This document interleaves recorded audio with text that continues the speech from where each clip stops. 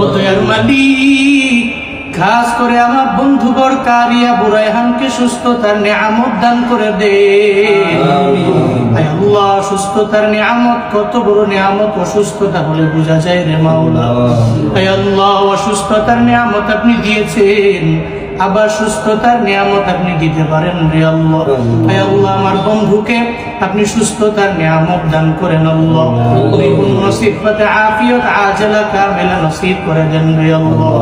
ইয়া শাফিআল আমরাজ اشف مرضنا ومرضى المسلمين جميعا يا شافع الأمراض اشف مرضنا ومرضى المسلمين جميعا আয় আল্লাহ, দুনিয়ার সমস্ত বড় বড় রোগ তুমি দাও।